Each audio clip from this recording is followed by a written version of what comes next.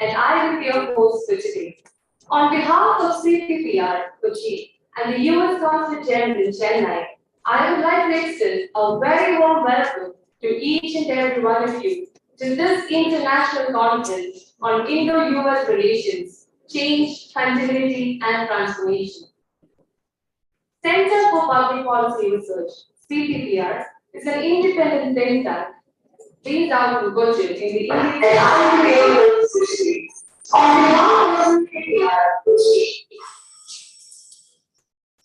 Sorry everyone for that technical glitch. Maybe some of us might have been deeply. We apologize. Yes, as I was saying, we are dedicated to extensive and in-depth research and our engagement in public policy that began in 2004 has initiated open dialogues, policy changes, and institutional transformation in the areas of international relations and security, livelihood, education, urban reform, health, governance, and law.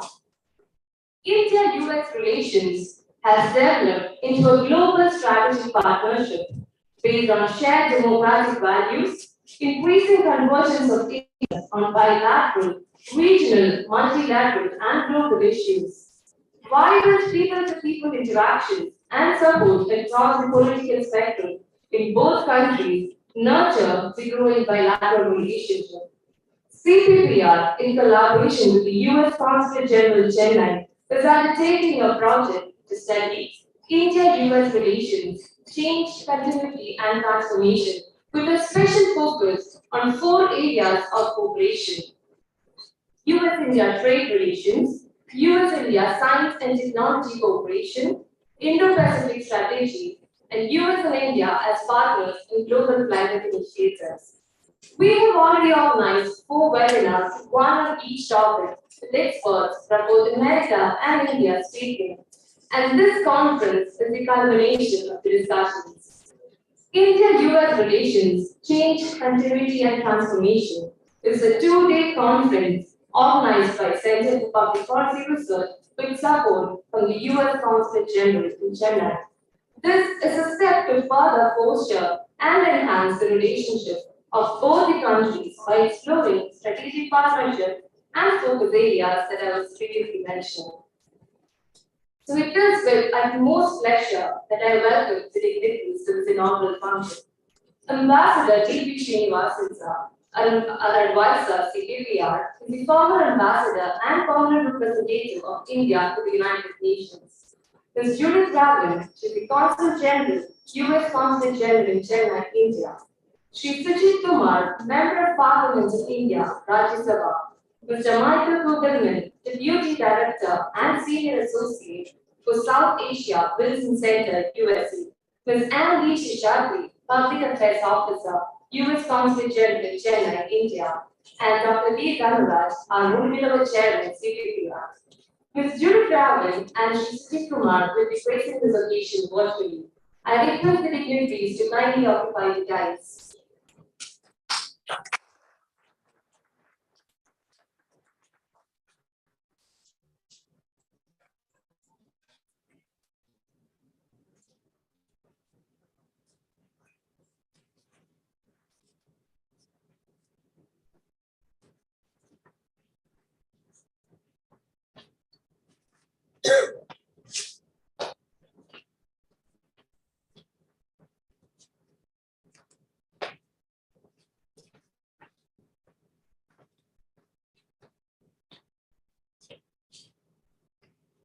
Dr. D. Dhanuraj is the Chairman of the Board of Trustees and the Chief Executive of CPPR and one of the founding members. He has worked with different governments at the international, national, and state levels.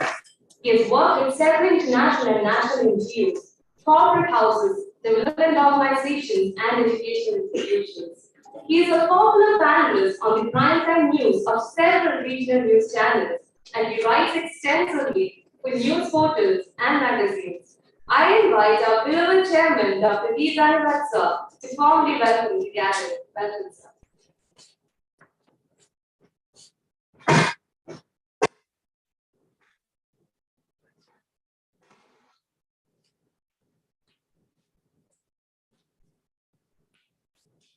Thanks, Rajashree.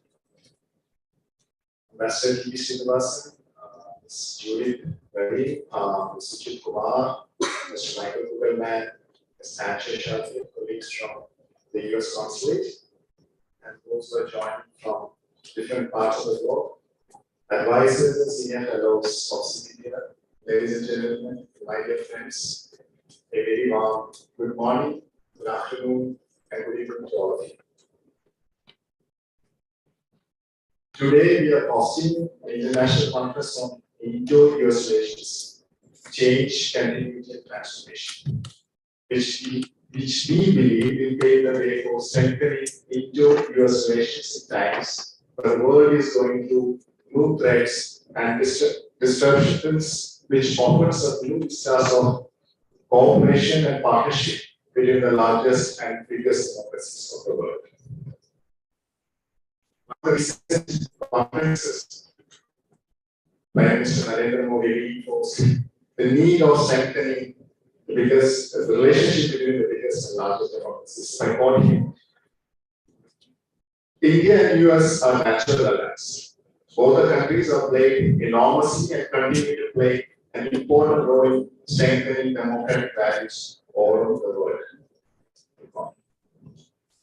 As natural and trusted partners celebrating 75 years of diplomatic relations, both the United States and India share a commitment to democracy, pluralism, a multifaceted bilateral agenda, and growing convergence of strategic interests. Both countries are continuing to promote a resilient, rule-based international order that safeguards sovereignty and territorial integrity, upholds democratic values, and promotes peace and prosperity for all. The mutual commitment is to enable a free and open Indo-Pacific in which the sovereignty and territorial integrity of all states are respected and countries are free from military, economic, and political coercion. Both India and US strive to promote regional stability and prosperity with an inclusive regional architecture, abiding by the rule of law, the freedom of navigation, and peaceful resolution of disputes with ASEAN and Indo-Pacific. The partnership is the goal to deliver peace and prosperity in the region for pursuance of a free, open, and inclusive Indo-Pacific is a proof of our commitment to our shared values. The United States continues support for India's permanent membership in a reformed UN Security Council and for India's entry to the nuclear supplies group speaks volumes of how US look at India as a major player at the international level. The US-India statement of guiding principles on plan for cooperation for global development to address global development challenges around the world, including Asia and Africa, is another area where the US and India will lead the way for better future based on shared values. The US Agency for International Development and India's Development Partnership Administration decided to expand triangular development activity in third world countries. The strengthening of the commercial and economic relations between India has delivered mutual prosperity for both the countries, with bilateral trade between the two countries over the last year surpassing $130 billion goods. On combating the challenges of climate change, both countries are working together for the exchange of best practices, development of technology transfer to enable the affordable deployment of clean and emerging energy technologies, including commercialization, scaling up of battery storage, offshore wind, green hydrogen, and rooftop solar technology. The recent 2+2 dialogue between the two countries mentioned the relationship between the two countries is a global strategic partnership. The basic exchange and cooperation agreement is a very important step in bilateral relationship. The dialogue also reiterated the combined maritime exercise, deepening the relationship between the special forces and the need for the development of various platforms jointly towards the same subject of great significance. The readout of 2+2 dialogue says that all the countries will jointly fight the conflicts from sea to space. I'm sure all these aspects will be discussed in detail in this conference. Ambassador T. Srinivasan is a great mentor, guide, and advisor. Whenever I for the center, basically challenges. He is very approachable. He is our immediate contact. And sir, it's a pleasure to welcome you to this function.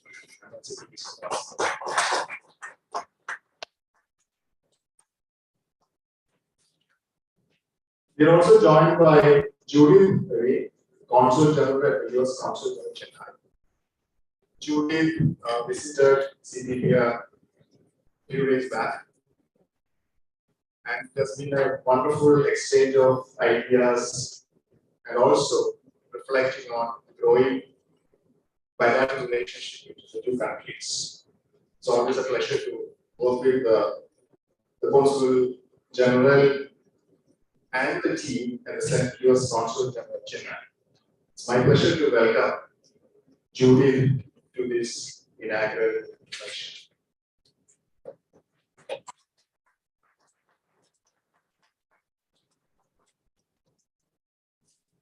We'll also be joined by Sujit Kumar. Sujit is a Rajya Sabha MP from the state of Odisha.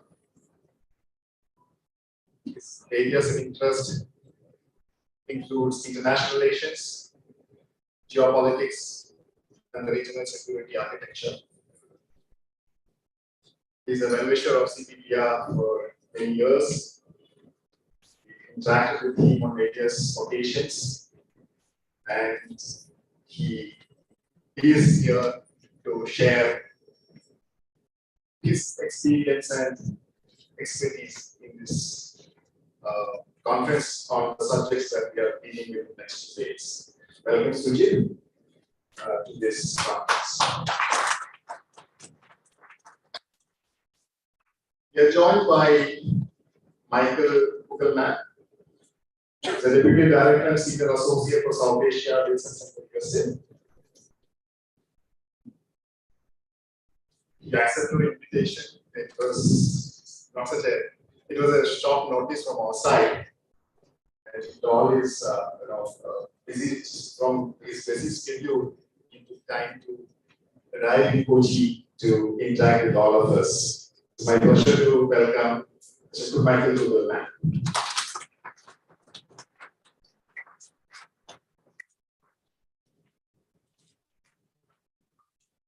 We're also joined by Anne Shabri, Public Affairs Officer, U.S. Consul General in Chennai, India.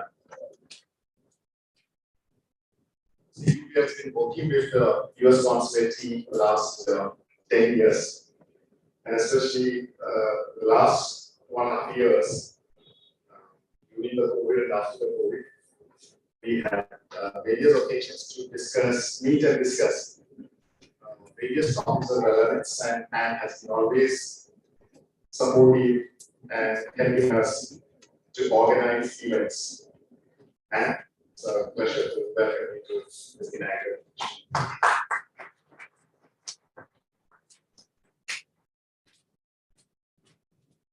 We're also joined campus speaker from US, Vikram Singh. Vikram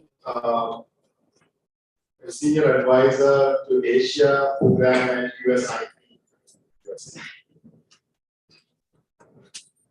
Thank you for accepting my invitation, and I welcome Vikram to this conference.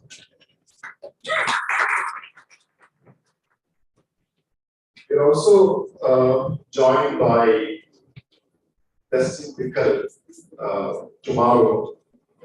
He is the Economic Officer, U.S. Consul General Chennai. He will join us on the USA-India trade connectivity economic operations, opportunities and challenges. So I take this opportunity to welcome you to this conference.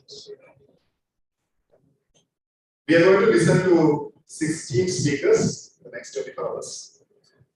And we'll explore with them the two horizons of global peace and prosperity with focus on Indo-U.S. relationship. Speakers are from different parts of the country, and I'm sure most of them are familiar to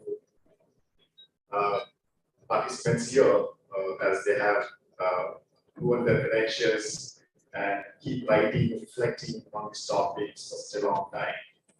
A warm welcome to all the speakers. I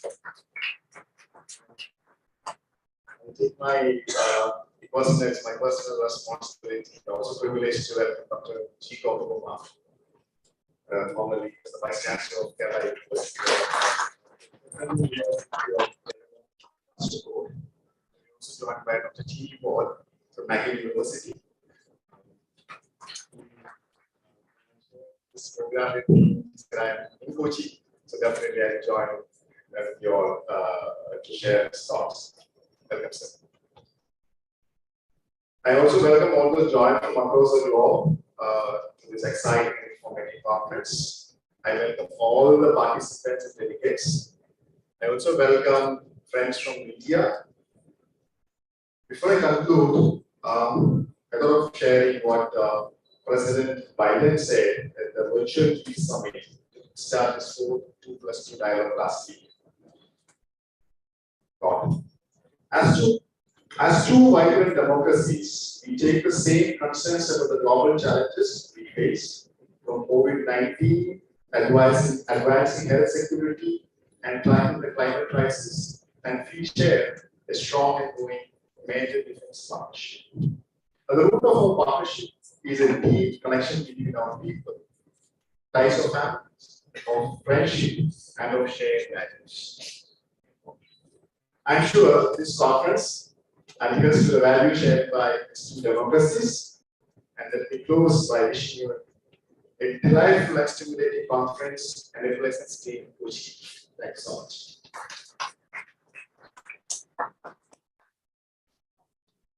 Thank you, sir. Life often symbolizes wisdom. I believe that wisdom cannot be taught nor imparted, but it is acquired through learning, independent thinking, discussing, and debating. Let us now formally inaugurate this conference of knowledge by lighting the lamp. I invite Ambassador T.P. Srinivasan sir to light the lamp and deliver the inaugural letters.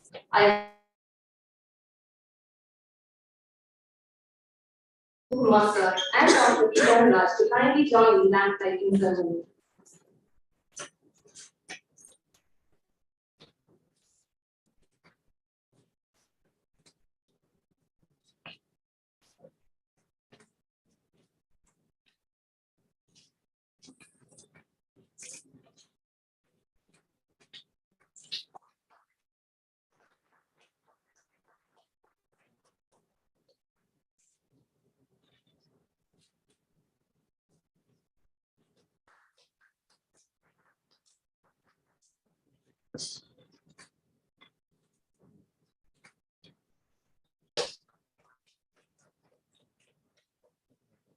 No.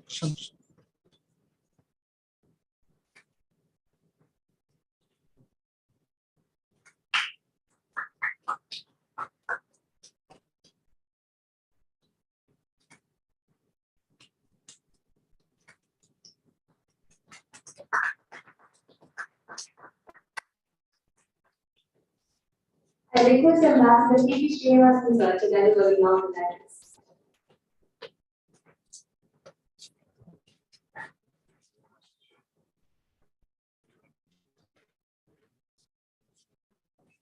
Audible, as they say, it's open conversations. Thank you very much, Street. You have a double attraction because you are doing the research with class. So I'll make sure that my inaugural address will be very brief. Because we are going to discuss more issues. I'm really happy that I have the opportunity. Yes, all of you. You might have told me it was fresh important. You should start with the cliche that India-U.S. relations are like a more. It's a roller coaster ride. That explains the entire history of India-U.S. relations. And I have the privilege of dealing with this roller coaster since 1980. So I bring a lot of ideas about change, India, transformation. One time when I started in the US in 1980, there was a book which said, "Restraining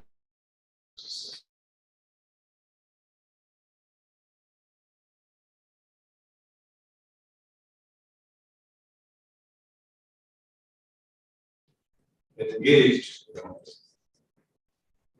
And I was hoping that it will become embracing democracies by this year. With all the makings of it, but as it happens, all the cost of rights.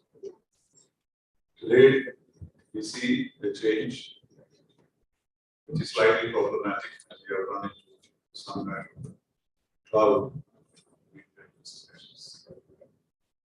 2 days ago, I was at a function speaking on the 75th anniversary of Soviet Union of Lake Russia diplomatic relations. There were 12 speakers spoke, nobody mentioned Ukraine. I was the only one who mentioned Ukraine and said India is on the side of negotiations and conciliation process. Even the Russian representatives that come from Moscow did not say about it. I'm sure today it will not be the case. I think we are going to discuss Ukraine. But that is the issue, become a point of discussion, shall we say, not a dispute. India-US relations. I think for the first time, India's relation with another country has been brought into India-US relations. In the past, it has not been so. Even during the Cold War, there was never any comparison between India, Soviet Union relations and US relations. They were independent of each other. Each had its own logic, its own purposes and objectives. And each had its own ways to function. So this is the first time that India has chosen between Russia. That has not been our approach. Interest and the tradition. It's a matter of legacy or relationship with Russia. And therefore, it is very complex and complicated. Because India will never move on impression of any time. Particularly for Soviet country. We certainly want negotiations of diplomacy to work. That is what Prime Minister Narendra Modi had told President Biden. That all our activities are designed at creating a diplomatic atmosphere. So we are not taking any sides here. This is not neutrality. But we are acting in India's own interests. And that is quite obvious. People said that the United Nations, we did not vote for either Russia or NATO, but we vote for ourselves. But that is the spirit in which we will discuss our issues. There are many points to raise. I wish you all the very best. Fortunately, I have bereavement in the afternoon because of it. Bereavement in the family. I'm sure we will have what happens here. And the word about CPPR, we were somewhat competitors to random Airline International Center and CPPR, which is our almost together. But the growth of the CPPR is so much that we have given up the competition. Kochi, I think, is a much more cosmopolitan place. People are interested in certain issues. They have interest. Well, when Trivandrum, we only get prepared diplomats, generals, and some business. So we have not done as much as India has done. But since I am also part of India, I am with me or jealous about this. And Dr. Dhanuraj serves all praise for not only working ceaselessly and tirelessly, creating a real think tank. And the cooperation that is the same from the Consulate General is also very important. They also work with the Consulate General, not as intensely as he does. So I'm very grateful for Dhanuraj to ask me to be here. And I'm sure you're very pleasant and useful discussion. Very happy to be involved in this conference.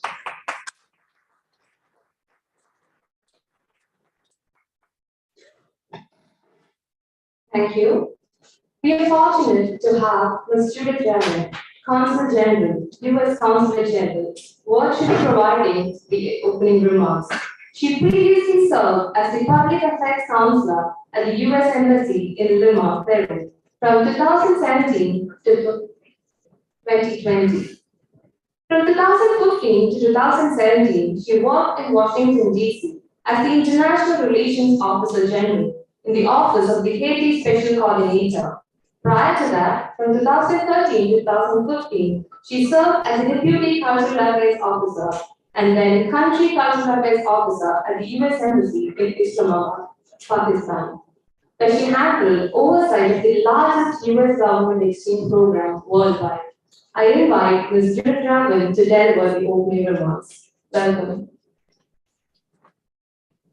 Thank you so much. Good morning to everyone, or depending on where you are in the world, good afternoon, good evening, distinguished guests on the dais and in the virtual sphere and in person in Kochi. So it's a pleasure to be here, particularly following my recent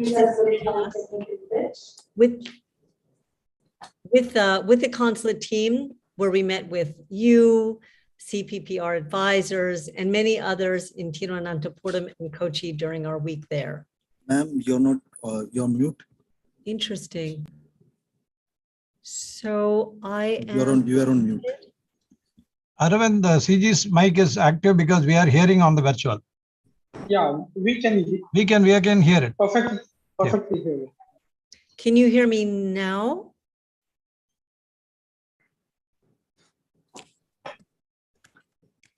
I think you're audible. It's very clear through the computer network, better than the other speakers. I'm sorry. All right, so hoping the audience can hear me, and good. It seems like I have received confirmation.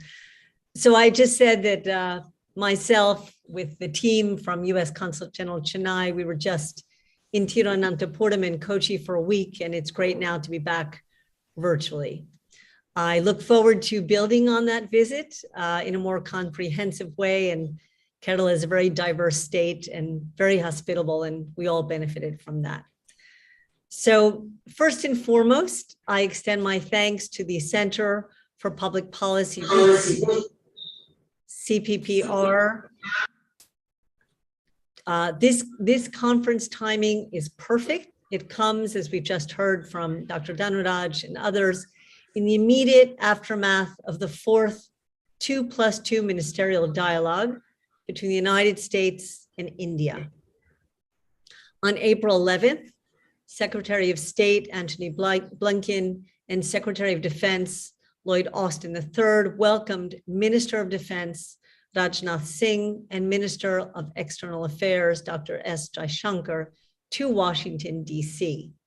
And the dialogue was preceded by a virtual meeting between Prime Minister Modi and President Biden. As those meetings demonstrated, the importance of the U.S.-India comprehensive global strategic partnership to international peace and security is essential, particularly at a time when the international order is facing unprecedented challenges. I'd like to speak about this global partnership in the context of one built on shared values. So shared values is something we often talk about when discussing US-India friendship. This year, as India marks its 75th anniversary of independence, we are celebrating a parallel 75 years of US-India partnership. We launched the US-India at 75 celebration this past Friday, and I encourage you to view a star-studded 75th anniversary video that is now up on our social media platforms, and it features prominent members of the Indian diaspora. At the 2+2 ministerial dialogue, Secretary Blinken reiterated, and I quote, that the relationship between the oldest and biggest democracies in the world is destined to be closer, stronger, and more meaningful, end quote. Both of our constitutions begin with the same immortal words, we the people. Both our countries are melting pots where we celebrate and embrace diversity, respect for minority rights, freedom of religion, guarantee equal protection under the law, and protection for the freedom of speech and assembly. The United States and India stand up for the rule of law, peaceful resolution of disputes, and accepted norms and rules in everything from cybersecurity to environmental protection and freedom of navigation, all of which make a difference. It also makes a difference to bolster democratic institutions, norms, and practices, not just in our own two countries, but around the world. It is in this spirit that the United States, together with our allies and partners, is increasing security assistance to Ukraine so that it can defend itself against unprovoked aggression. The ceaseless bombardment of Ukraine's cities and critical infrastructure by Russia's forces has created one of the fastest growing humanitarian crises in recent decades. Ukraine's destiny should be for the government and people of Ukraine to decide. And to quote U.S. Secretary of State Antony Blinken, we're not truly secure unless we come together to respect both the sovereignty and territorial integrity of all countries and the human rights and fundamental freedoms of all people. We remain committed to and united with Ukraine because of our values. Our commitment to a sovereign country's independence and territorial integrity, and our reaffirmation of the benefit and value of democratic principles and institutions. The clear choice for the Kremlin is to stop its attacks and withdraw Russia's forces to end the needless suffering and allow the people of Ukraine to return home and live in peace. As we think about our shared values and evolving global challenges, let's not lose sight of the impact global events have on the home front, including in Kerala. We read, for example, that the Cochin port is absorbing some of the diverted ship traffic from the Colombo port due to political and economic uncertainties there. And you will note that the 2+2 ministerial raised the possibility of using Indian shipyards for repair and maintenance of ships of the U.S. Maritime Sealift Command to support mid-voyage repair of U.S. naval ships. The 2+2 ministerial joint statement reaffirmed both countries' commitment to a free and open Indo-Pacific in which the sovereignty and territorial integrity of all states are respected and countries are free from military, economic, and political coercion. Now, in terms of the United States and India in the Indo-Pacific. In February this year, the United States announced its new strategy for a free and open Indo-Pacific region, which pledges support for regional connectivity, trade and investment, and deepening bilateral and multilateral partnerships. The new strategy is based on 5 principal ideas for the Indo-Pacific region. I will summarize them briefly. The first is free and open. We want problems to be dealt with openly, rules to be reached transparently and applied fairly, and for goods, ideas, and people to flow freely across land, cyberspace, and the open seas. Second, we want to build more connections across our Indo-Pacific region. These connections allow us to assemble the broadest, most effective teams to tackle any challenge and to work toward any goal. Thirdly, the idea of achieving broad-based prosperity. For the United States, this means increasing US investment, unlocking the potential of the private sector, and helping to deliver on high quality infrastructure. Fourth, we wish for the region to be more resilient, whether confronting the next pandemic or climate change. And fifth, security. Threats are evolving, and our security approach must evolve with them. We know how best to advance our vision of the Indo-Pacific. It is not alone, by ourselves, with only other Americans. It is with you, in collaboration with people from all walks of life, students, activists, academics, entrepreneurs, the media. Earlier this year, US Consulate General Chennai was proud to launch the Indo-Pacific Circle, a network of academics debating and discussing the Indo-Pacific region. I know some of you are part of that network. By July or August of this year, we hope to meet the inaugural cohort of Indo-Pacific Circle members here in South India. In February, I visit the Andamans, which faces tangible threats. Through that lens, there is nothing theoretical about the need to build regional resilience to 21st century transnational threats, such as ending COVID-19 and reducing vulnerability to the impacts of climate change and environmental degradation.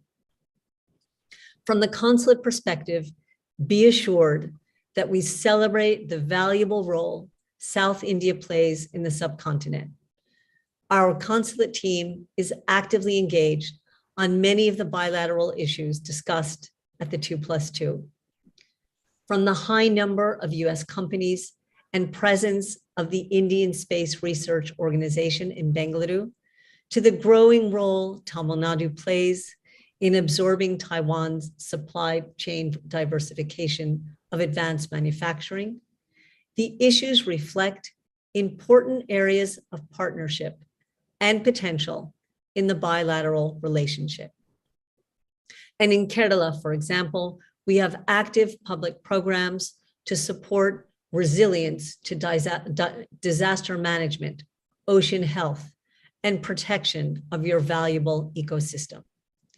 From my conversations in Kerala, I gleaned a strong interest in partnerships that tap into your innovation ecosystem, and build more cooperation between our higher education institutions.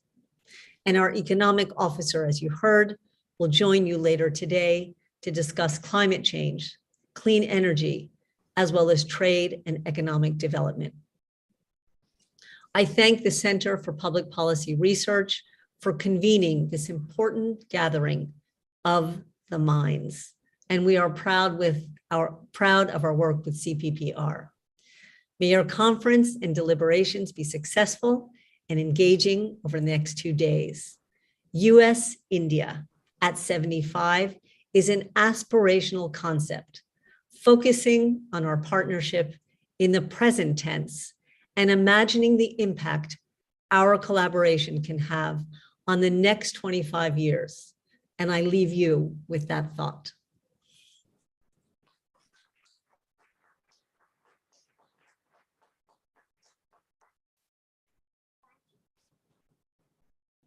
Thank you. I urge everyone to check out the anniversary video that Gilman had mentioned on the university's website. Now, Shri Suji Kumar is serving the nation and the state of Odisha as a parliamentarian. He is a member of the Rajya Sabha. He earlier served as the advisor in the rank of Chief Secretary to the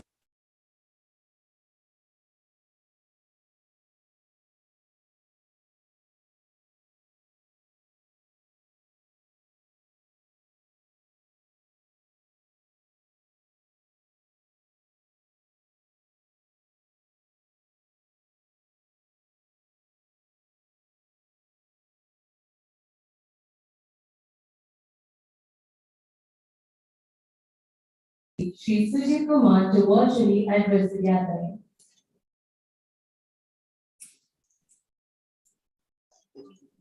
Am I audible? Yes. Distinguished participants, those who are joining virtually, those who are present in person in Kerala, warm good morning or good afternoon or good evening to all of you. Let me first commend CPPR for organizing this conference on a very topical subject in the backdrop of the current conflict in Europe and in the aftermath of the 2+2 dialogue, which Consul General and Chairperson CPPR Dhanraj spoke about. And I also take this opportunity to thank the US Consulate in Chennai for supporting this conference. One might fairly say that the India-US partnership in the 21st century has evolved into a very pragmatic relationship. In his opening remarks, Dhanraj spoke of India and the US as natural allies. Well, India and the US should have been natural allies from day one. It always baffles me as to why, despite having so many areas of convergence, synergies, and mutual interest, the two countries, being liberal democracies, being free market economy, believing in the rule of law, are some of the common interests and common synergies. Despite these synergies and interests and convergences, for decades, the two countries did not have the best of relations. Since independence in 1947 and up to probably the year 2000, 2001, so for almost 5 decades, just 3 US presidents, Eisenhower, Richard Nixon, and Jimmy Carter, visited India. However, every single US president since Bill Clinton has visited India since the start of this century. So this gesture alone tells us a lot about the increasing ties between India and the US. I would dare say that it was the US which rather was unwilling to acknowledge India as a partner and as a friend, and oftentimes displayed open hostile behavior towards India. Well, I'm speaking of the past.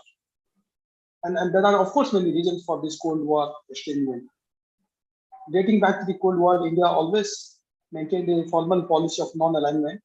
However, in reality, India had a tilt towards the Soviet Union.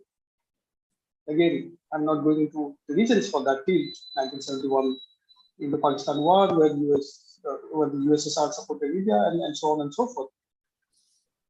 India also getting bulk of its defense equipment from the USSR, from the Soviet Union.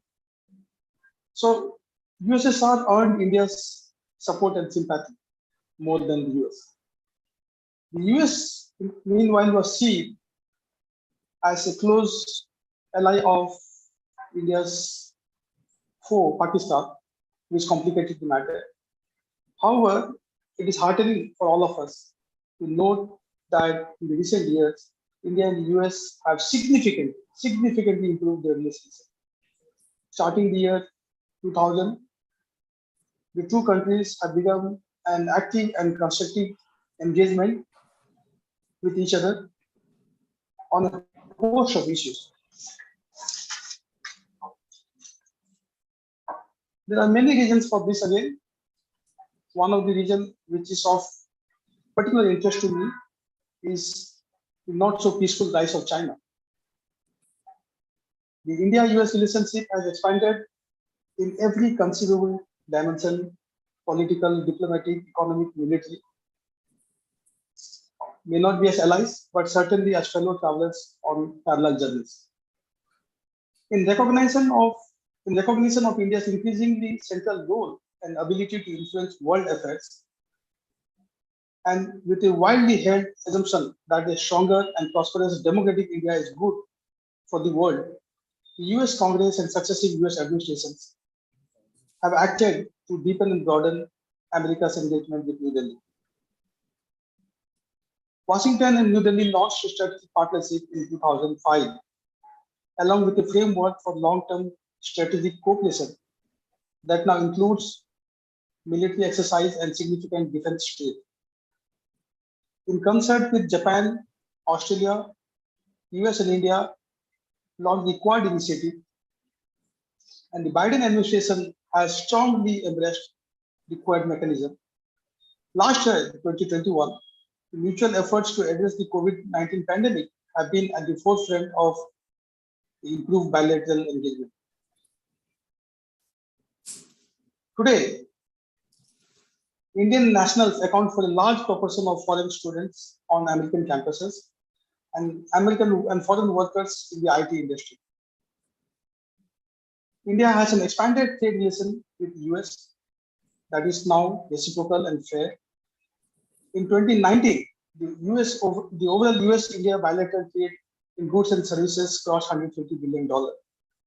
Not certainly up to its potential, but a healthy number nevertheless. US energy exports are an important area of growth in the trade relationship. Last year, Indian students enrolled at US colleges and universities contributed about $8 billion to the US economy.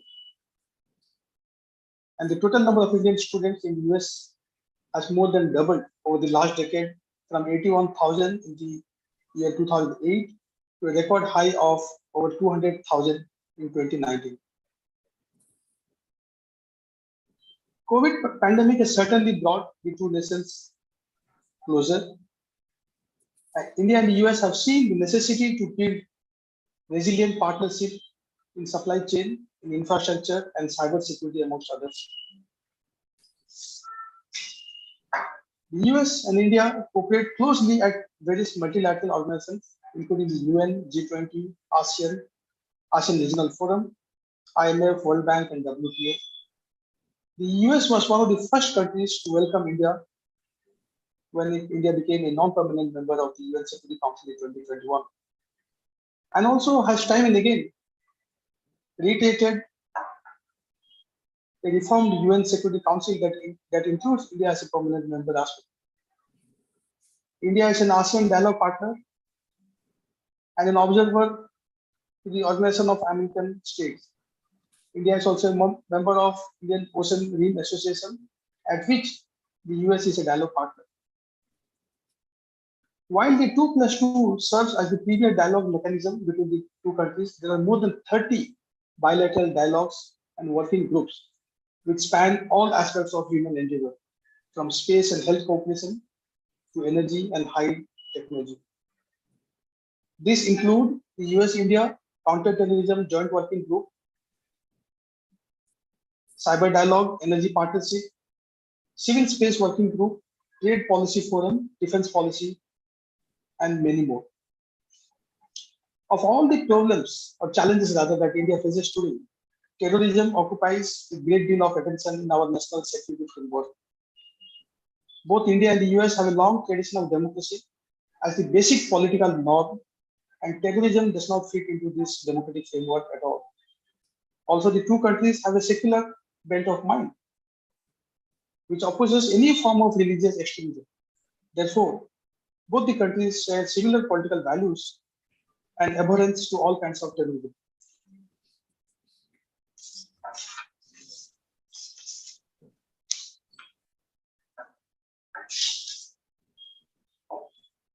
Consul General Ms. Ravin spoke about Quad, about free and open Indo-Pacific, about the vision of Indo-Pacific. I think there were two underlying mechanisms or motivations, sorry. There were two underlying motivations behind the grouping of Quad and the vision of Quad.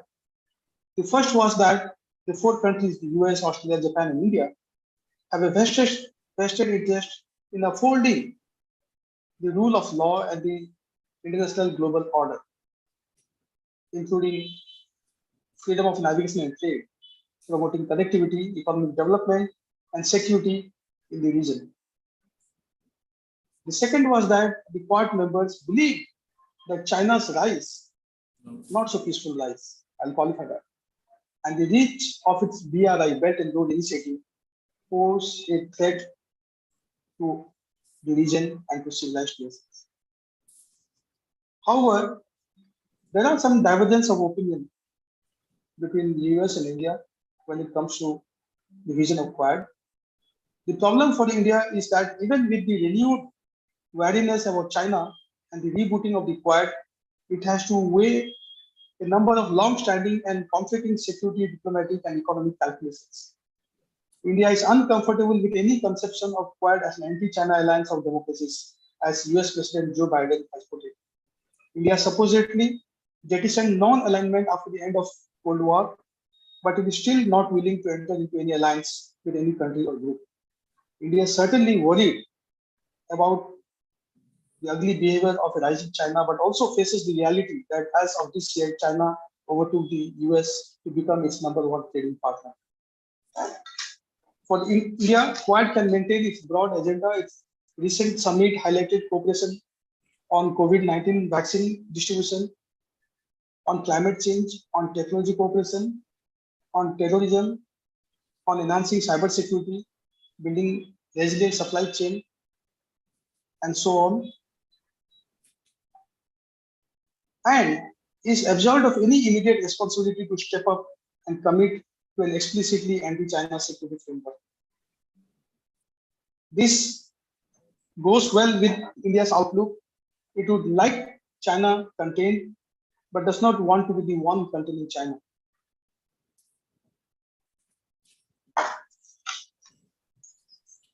Let me now come to the Indian diaspora, which I alluded to.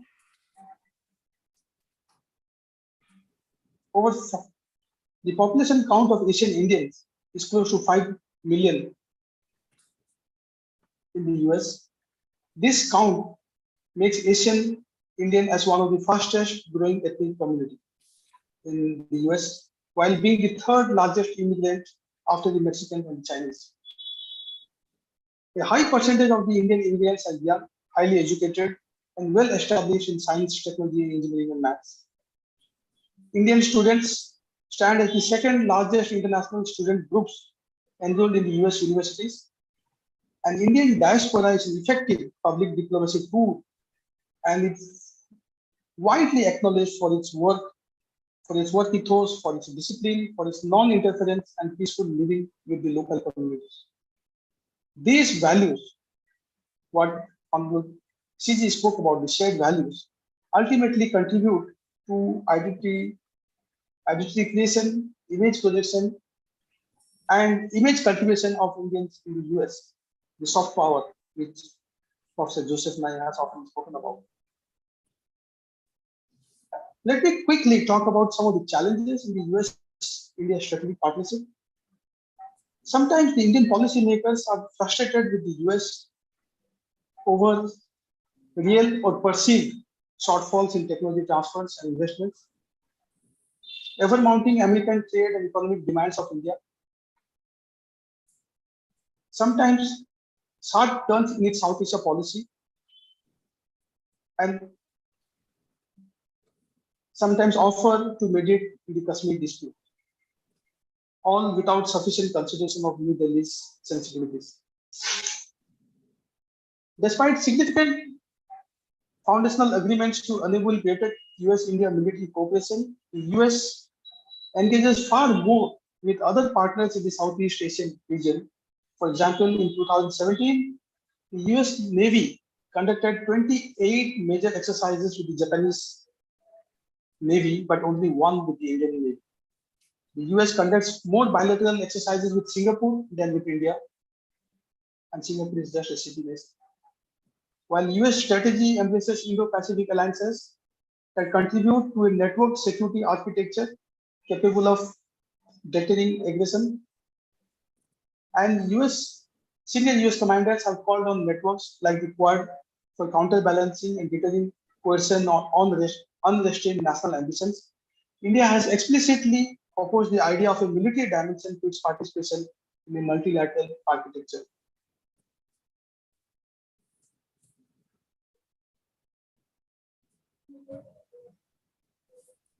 India has also been frustrated by an expectation delivery gap of insufficient US defense investment in technology and advocacy for Indian status in international institutions, and US demand to delink its arms deal with Russia.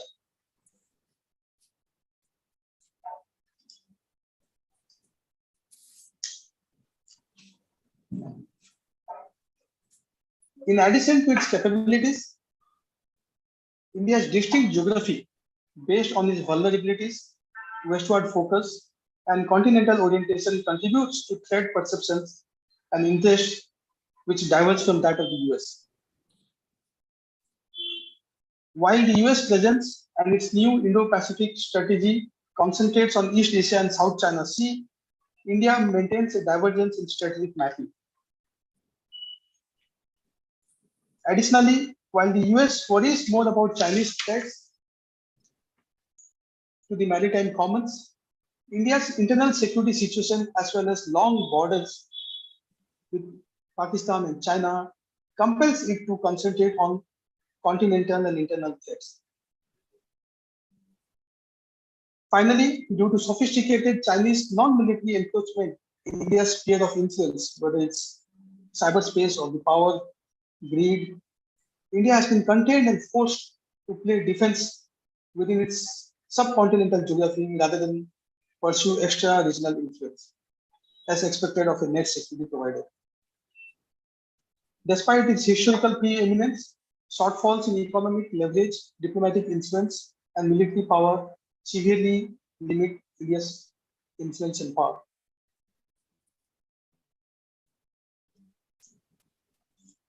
Finally, the US administration and some members of the US Congress time and again take notice of human rights issues in India, often those related to religious freedom, which is not exactly music to the ears of Indian lawmakers and Indian people. I'll conclude by reiterating what Her Excellency, Consul General Ms. Ravin spoke about. US India at 75 is an aspirational concept. I truly believe that Indo-US partnership will be the most defining partnership of the 21st century. And I'm sure this 2 days conference will bring a lot of food for thought in augmenting this partnership. Thank you very much.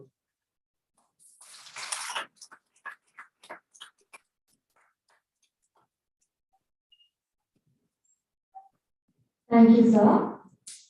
Next, we have the inaugural session, a panel discussion on the Indo-U.S. relations. I request Dr. D. Dhanaraj to kindly join the audience, and the audience can also take a short 5 minutes break by the audience guys.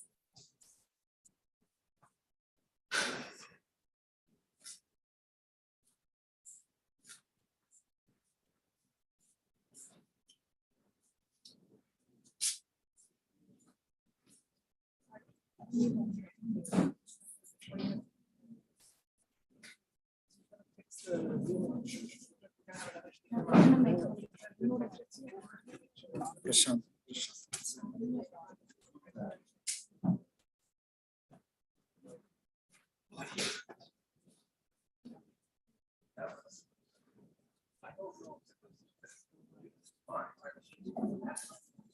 For you guys, I can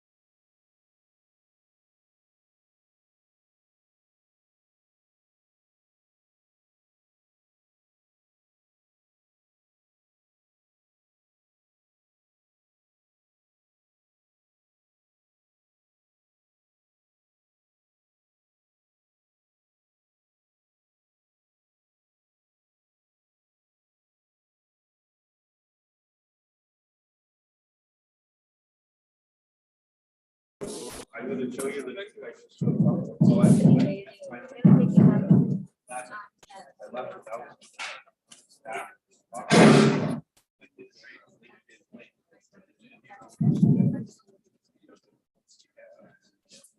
I request the audience to kindly settle back. We are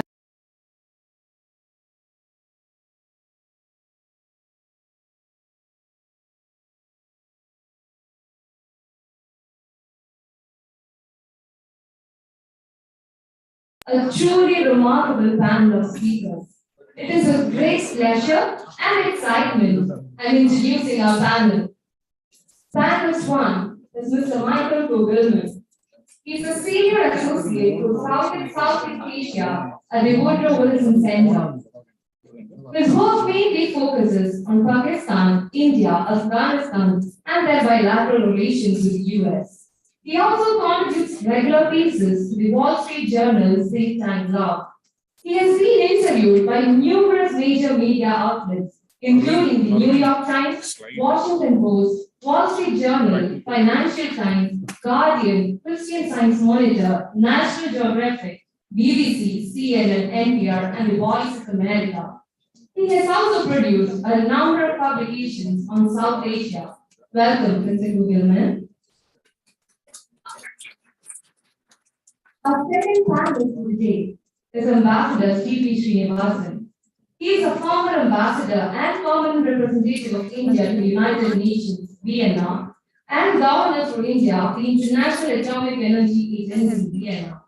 He is India's ambassador to Austria and Slovenia, Deputy Chief of Mission at Ambassador rank in the Embassy of India, Washington. He was the High Commissioner of India to Kenya and permanent representative of India to the United Nations in Nairobi. Ambassador and Deputy Permanent Representative of India to the United Nations, New York. Ambassador to Fiji and 8 other South Pacific island states. And postings at the Indian missions in Tokyo, Thimphu, Moscow, New York, and London. Welcome, sir. Our moderator today is Ms. Annalise Chichardi. She is the Public Affairs Officer at the U.S. Consul General in Chennai. She previously held public diplomacy assignments in Bangkok, Thailand, Toronto, Canada, and New Delhi, India, as well as in Washington, D.C. She has lived and worked across Southeast Asia and was a Board Scholar in Hanoi, Vietnam. And holds an MA in Development Communications, a Bachelor in Political Science, and has recently completed a coursework at the Daniel K. Loye Asia Pacific Center for Security Studies in Honolulu, Hawaii. Welcome to the panelists and the moderator. I now hand over the session to the moderator. Over to you. You guys hear me? All right. Good afternoon. I think it's afternoon now. Well, we've had a lot to think about this morning, a lot of preamble to this conversation, so I'm going to dive right in. My goal is not to speak a lot because I really want you to hear from these 2 experts. If you've heard, Dr. Gilman has flown all the way from one of our best think tanks in the United States to be here.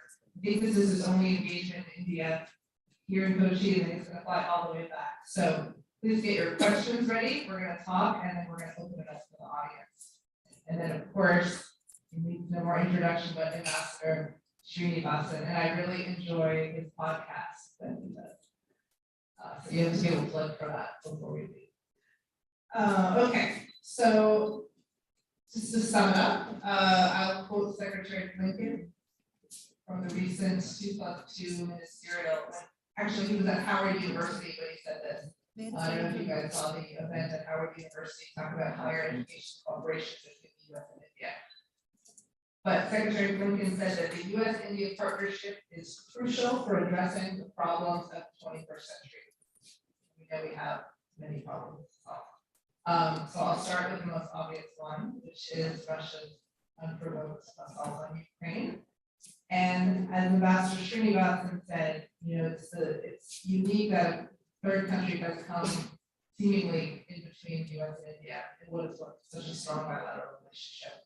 So I thought Dr. Gilman could explain why the U.S. feels so strongly and what is really going on in Washington vis-a-vis Russia, Ukraine?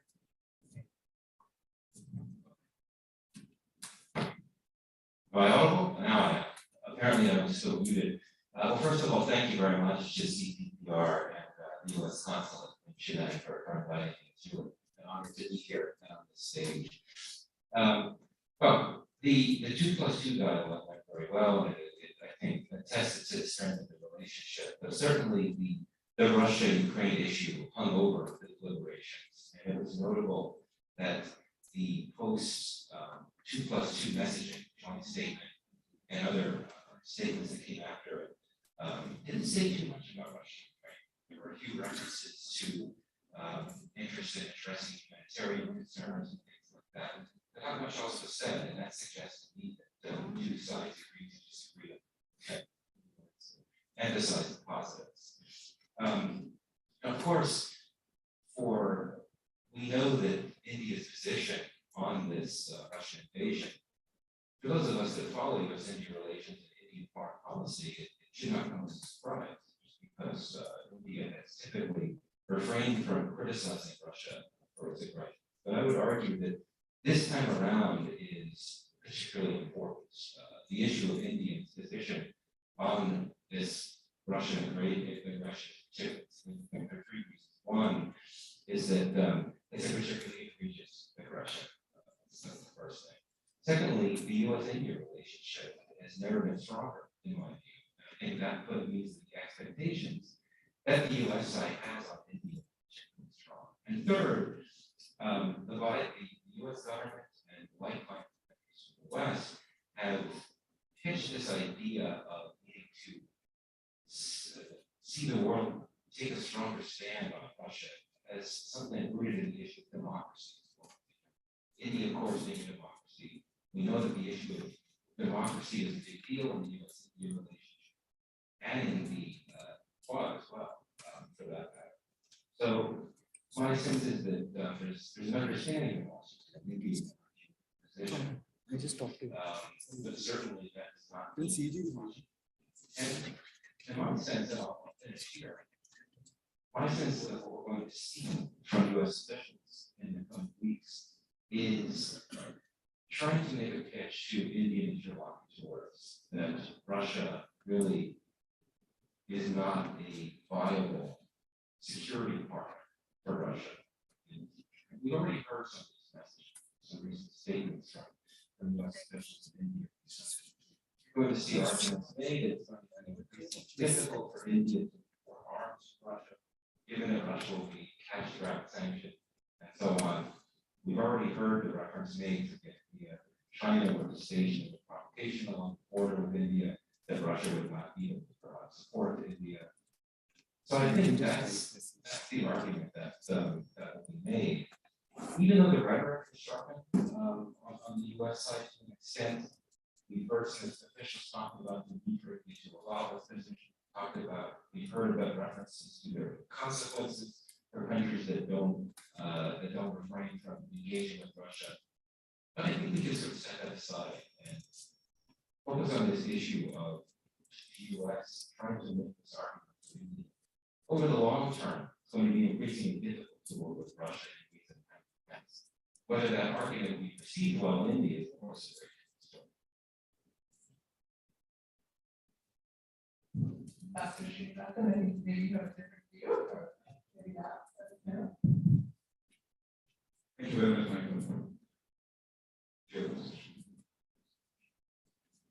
I was just thinking two parallel situations. Like in 1979, Soviet and the late India was the only non-communist country that changed. The US reaction was strong, but not as strong as it is now. So I've been wondering what the difference is. Because at that time, the only point that the State Department made was needed. Why have you not said that Soviet troops should leave Afghanistan? That was the only point. There was no other, because we said no country should occupy another country, sovereignty is important. So this is what we made that point. But pointedly, we are asked at every level, why show us one sentence where you have said Soviet troops must leave our country. We couldn't find that sentence. Of course, there were some differences, some changes in the bilateral relations. The supply to Arab was suspended for a while. But even at that time of the Cold War, the equation between India and Russia were not considered an impediment. Why has it become different now? Because one is that US's own China policy is still not very well formed. At the time of President Trump, when the Ladakh situation happened, we were very strong support of President Trump, particularly from the Secretary of State, and very open opposition to the occupation. And that contributed to the disengagement. But when the Biden administration came through, the focus shifted somewhat from China and Russia. Because he thought perhaps might try to settle Russia as a spoke to Putin and said, Russia, yes, and then build with China. And he has not done that yet. He formulated a specific plan of accommodation. So, in the earlier case, while India was seen as a potential United States in the event of a conflict, here the problem is that we seem to be in a position we cannot have changed, but that looks as though a vital interest of the United States are not supported. And this seems to also seen in the context of war. Whatever we may say, war is a cannot be an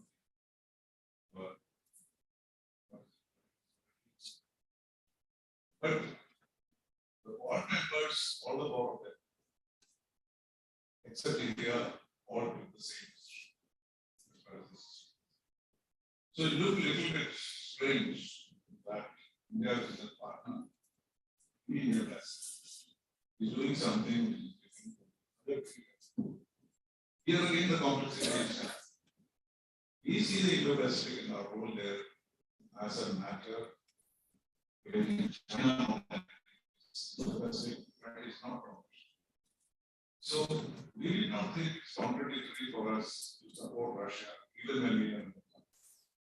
But for the American intellectuals and American policy makers, this is something very different. So they do see it as a partnership.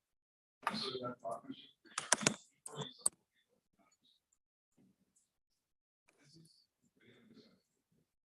How we get out, and that way has been found in the 2+2 dialogue. 2+2 dialogue was not a debate on maybe private debate. But the conversation on Ukraine came up with the Prime Minister. And Prime Minister very clearly said that we have done ABC. He said, you say we did not condemn anybody, but we were certainly opposed Soviet invasion. He also said we were condemned in the case of the Bhutan. We definitely are supporting Ukraine in various ways. So India is taking a position which is in its own interest, but at the same time not ignoring the concerns. And that seems to have been an impact. Because particularly if you read the statement by it was very forward. Because it is definitely talking about defense of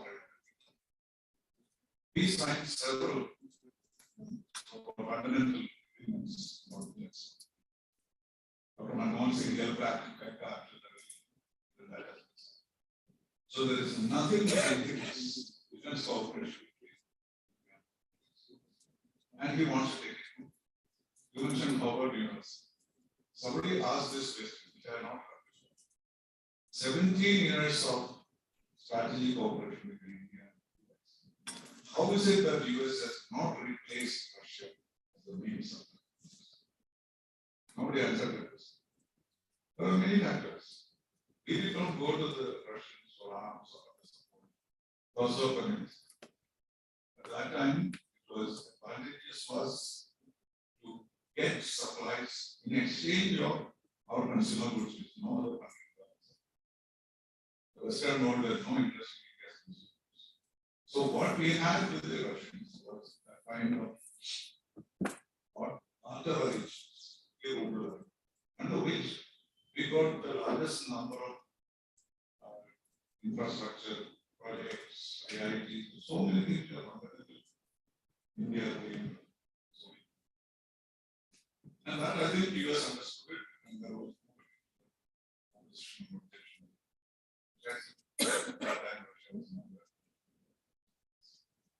so the answer lies in identifying the commonalities in Indian position, and not merely look at it from point of view of war and issues. That has to be simple. And on China, we need to get this, because if this kind of a difference between India and the United States persists in any way, then our problem will never persist.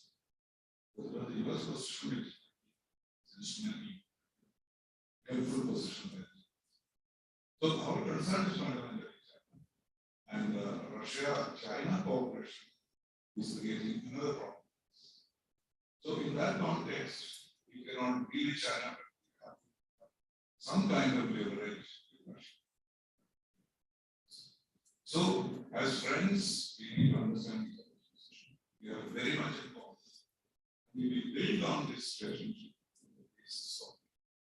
Basic fundamental premise that we are democracies and our future lies together in Asia.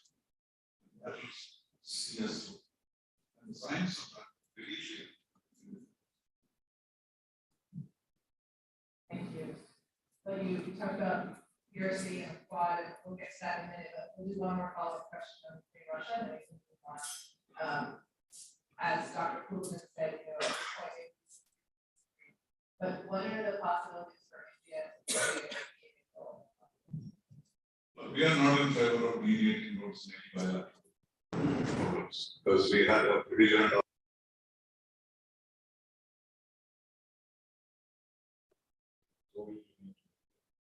so we have taken a position that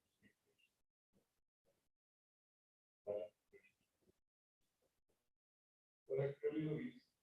When you mediate, the mediator is only the mediator is so impartial that he wants to make both sides many concessions. And if you take the Pakistan situation, there is nothing for us to make a concession about. The one academy is in India, that's not the issue. So what are you going to mediate? So mediation by itself we do not favor for that. And the other position is that we do not think that we have kind of judgment. So what we are doing is what the Prime Minister both presidents and emphasize the importance of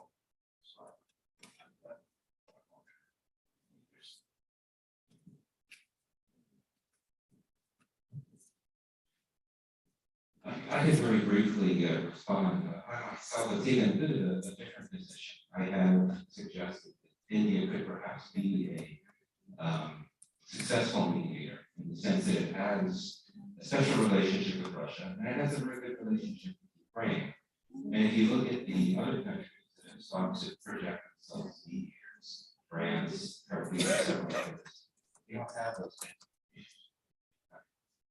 I mean, there have been some indications that Prime Minister Modi has actually proposed to President Putin that he and the Ukrainian president speak. So there's some indications that Prime Minister Modi has tried. Certainly, if India were to try to project itself as a mediator, that could help preempt some potential tensions with the U.S. And other Western countries emerging from India's position on Russia. And certainly, I agree with you, Ambassador, that India has suggested that it doesn't see itself interested in that type of role, particularly because it prefers that its own internal issues, bilateral matters, be addressed through third-party mediation. We know what we're referring to here. But ultimately, I think that if you want to talk about some type of mediation, I think it ultimately would probably have to come down to some type of deal involving the United States. There's only so much that a third-party mediator can do in this type of crisis, this type of conflict. So, bottom line is, I think that it would make sense for India to put itself out there as a mediator, but I recognize that it's very realistic. Other countries, including the United States, may have to take a much bigger role. You talk about our question. This is certainly within the case of Iran. United States representative is coming to India they're telling us, you have a great influence. So why don't you talk to them and persuade them? We did not do that because you cannot, just because you have a relation, you cannot challenge their own attitude and their own concerns about the world. We of course are opposed to Iran and other in many days. But when they have a position of that, and any kind of persuasion, but the contradiction would also be, US has been asking us to strengthen our sanctions. We've done what for this. So you must give us some leeway to our world in a neutral manner so that the other side can have some kind of position. So here again, then I would say that if you have the idea of the mediation in mind, then you should encourage us to be even more encouraged, not create an alarm on the other side. Thank you. Well, let's get back to the 2+2 ministerial. It was a great opportunity for our two governments to come together. And you referenced the statement. I wondered if you could comment on any of the bright spots that you saw in that statement and the conversations in 2+2. I think Mr. Donnero's opening mentioned space and sea cooperation, both of which would be very relevant here in South India. But what were the bright spots that you saw in the 2+2 ministerial?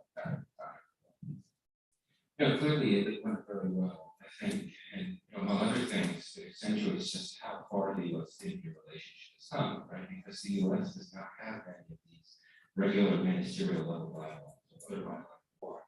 Same for India. And on a related note, India being designated a major defense partner in recent years, that's something that the U.S. does in very few countries. All of these defense foundational agreements that have been signed between the two countries which are in the process of being implemented this year. Again, these are the types of agreements that the U.S. tends to pursue only with its top partners and top allies. I think that it's very notable that, as I think was mentioned before, the 2+2 discussions saw a broad range of issues, traditional security issues, non-traditional. They were talking about clean energy, they were talking about technology, cybersecurity, and I think that attests to how this relationship has evolved so much in recent years. You have these multifaceted levels of cooperation. You have broad-based cooperation in the partnership, and I think that imbues it with a level of insulation that allows it to withstand the inevitable shocks, so to speak, potential shocks, such as the Russian issue, which I think we could all agree that even though the Russia-Ukraine issue has been an issue for the relationship, it's not going to damage the relationship. Right? One reason for that is the fact that you have so many broader areas of cooperation that happen on a regular level through these dialogue mechanisms that have been in place for quite some time. So yeah, I think that it was very successful. The timing was certainly very important. And I think that that's something so important for the relationship. On there. Well, you can make a case as to what is important for the US. Our abstention on the vote, as a president.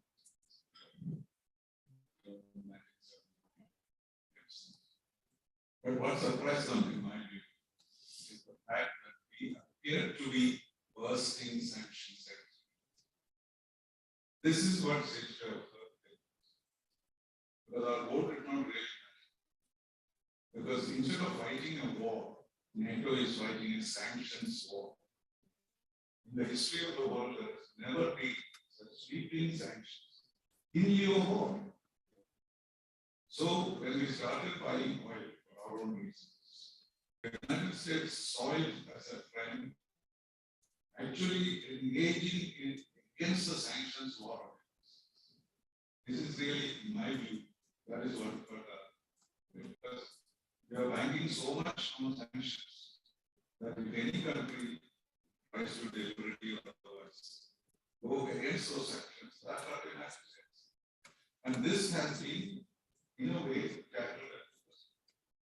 Because India said, because they should have made that famous statement, European buys in 1 afternoon more oil from Russia than we buy.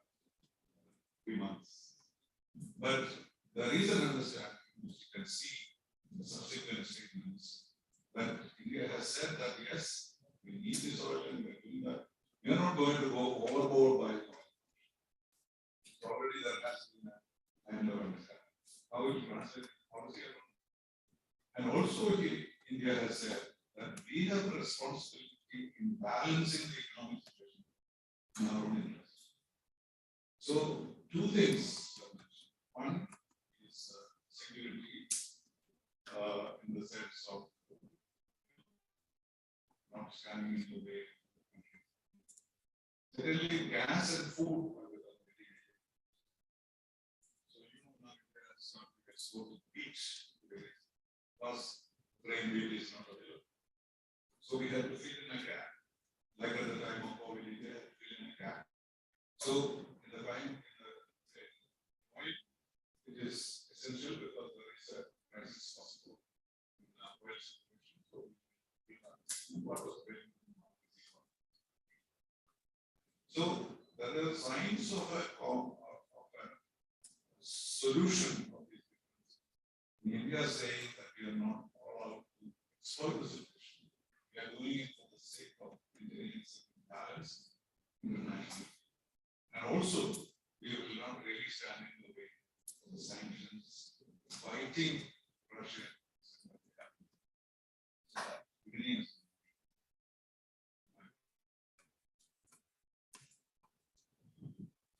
Thank you. So I think it's a really important point to distinguish between Indian oil imports from Russia and arms imports from Russia. I think that the oil issue is not really as big of a concern for the U.S. as the arms issue. Just because you know that India does not really depend on Russia for Russia's oil needs.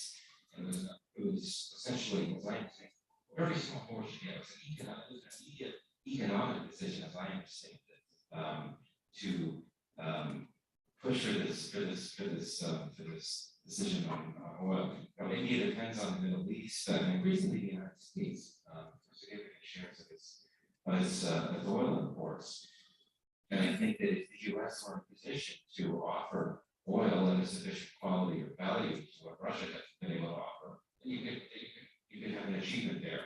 Obviously, it's very different when it comes to arms because India is so heavily and has been so heavily dependent on Russian arms for years, even though the share of U.S. arms exports to India has increased significantly in recent years, just as the Indian imports of Russian arms share of those has decreased in recent years. Clearly, the Indian dependence on Russian arms is so much greater than the Indian dependence on oil. So I myself don't think that the issue of what India is trying to do with Russian oil is as big of a deal and a significant challenge for the U.S.-India relationship as is the case with arms. So the quantity is so different. Thank you. Very interesting. Let me ask about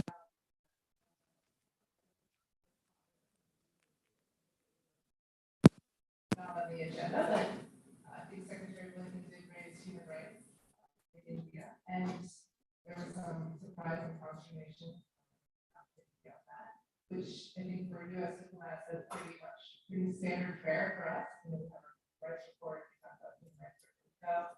And the United States, of course, we're going through this introspective process and really examining our own situation and really coming back.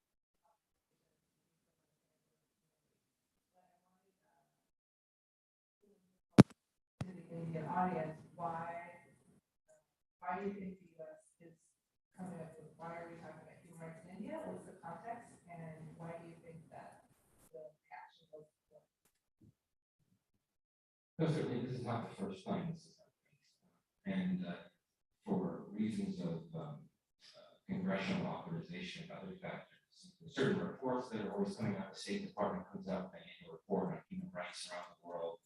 And so there's always going to be a need for U.S. officials to highlight concerns about human rights. And India has indeed been one of those countries, particularly increasingly in recent years, where it's come up, particularly in the State Department, the human rights report. And this, if you can go back to the Trump administration, his concerns have been raised after India's decision in August 2019 to abrogate Article 370 in the Constitution. There were some concerns expressed by the Trump administration about what had happened in Kashmir in terms of arrests and so on and so forth. So it was something that's happened for quite some time. Now, the Biden administration is one that has identified rights, human rights, and democracy promotion as a big part of its foreign policy. So that would suggest that there would be even more of a tendency to highlight some of these issues. I myself, though, don't think that this issue is going to be that big of a concern for the U.S.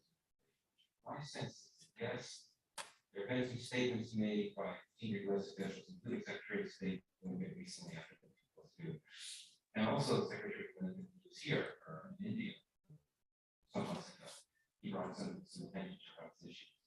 But my sense is that this administration understands the strategic importance of the relationship for that reason. More likely or not, will reserve most of those comments and discussions for private discussions. We'll tend to keep them out of the public eye.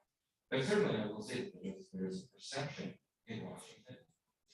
It's only part of the administration, that there are increasing concerns about rights issues in India, particularly over the last 2 years, and especially with the current government in place. I'm not going to get into a discussion about whether those arguments are well founded or not, but I just want to articulate that position. That is a reality in Washington, concerns about these issues. But again, I don't think that this is going to be an issue for the relationship in ways that the Russian-Ukraine factor is going to be. My sense, to the extent that you hear public articulations of these issues on rights, relatively subdue much of those discussions.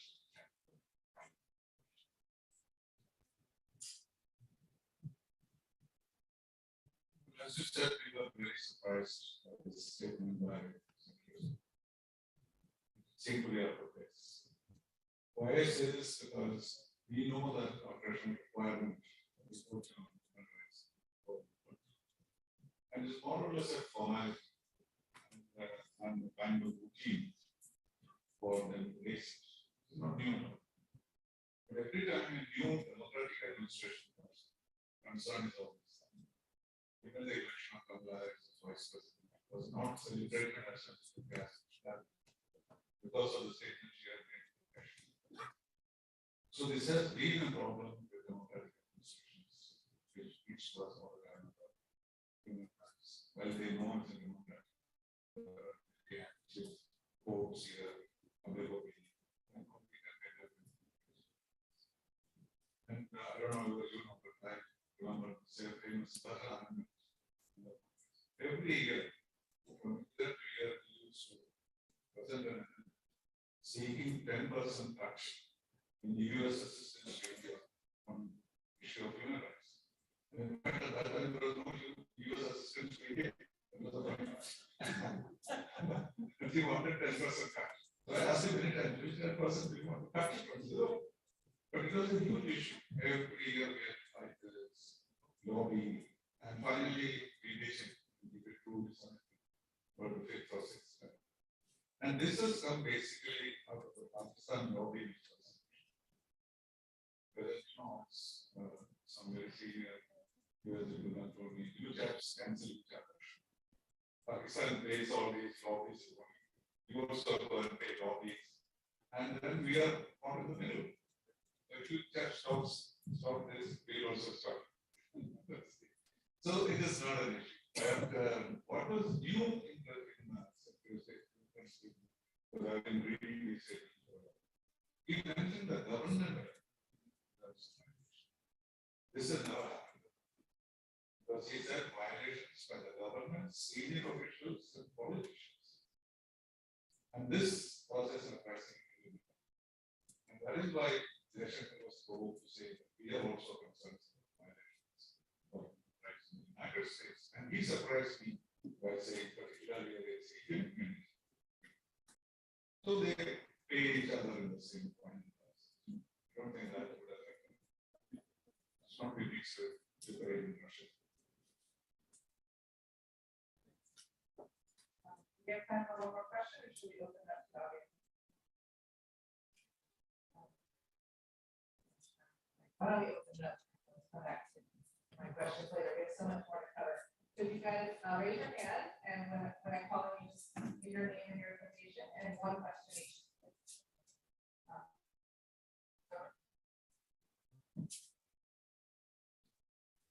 My name is Kapil.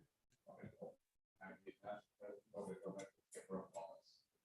And I don't really have a question, more a interpretation of what I've just heard. A potential view, or rather a solution to what we do.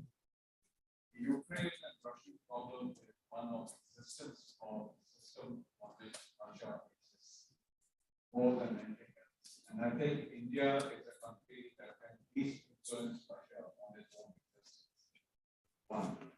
Two, a war which is prevailing is an economic war. And conventional war for India, to my mind, is something of a distant past now. We, in our trade with China, if I'm not wrong, over about a decade, China has made $100 billion profit from trading with India in the surface. So it doesn't cost China anything to be anything of a threat to India, right? Rather than that, I think, like we have in our philosophy, Hindu philosophy, follow the path of least resistance. When the waters flow in any river, if it comes across a boulder, it doesn't land its water on the boulder and try to sort of get through it. No, it weaves around the boulder and goes on forward. And in time to come, the boulder just becomes alluvial soil. Becomes fertilizer or whatever to grow crops. I personally feel that India and America, I found a very interesting that Ambassador Srinath mentioned the 3 E's, which is exchange, engage, embrace it, right? And then you come into economics. It's all about economics, right? And India and America, to my mind, we are on the angle of engaging as hugely collaborative partners with another E in mind, which is the environment. That is, yeah. So my issue is that we need to address the environment and broaden our economic horizon and collaborate, especially in MSME businesses in India. And that economic engagement will hugely influence the way forward, going forward in influencing other people around. Thank you. Just very briefly, I agree with you. If you look at the environment, clearly, the executive administration of the U.S. now, President Biden, for him, climate change at a personal level has long been a priority for him. And if you look at how the relationship has evolved in terms of cooperation on climate change, and there's a new strategic energy partnership That's good. A few years ago, the Biden administration has transformed it into a clean energy partnership.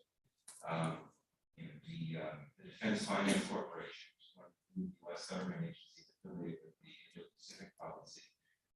Some of its initial investments in India, most of its initial investments in India, revolve around clean energy projects. But clearly, there's a lot of potential there. I know there's going to be a full session on climate change later. So I agree with you. And I think this is something good to talk about. This is a happy story. Well, maybe not completely, but generally speaking, you don't have that issues, tensions that's getting with some of the geopolitical and security discussion. So yeah, absolutely. I think it's really important.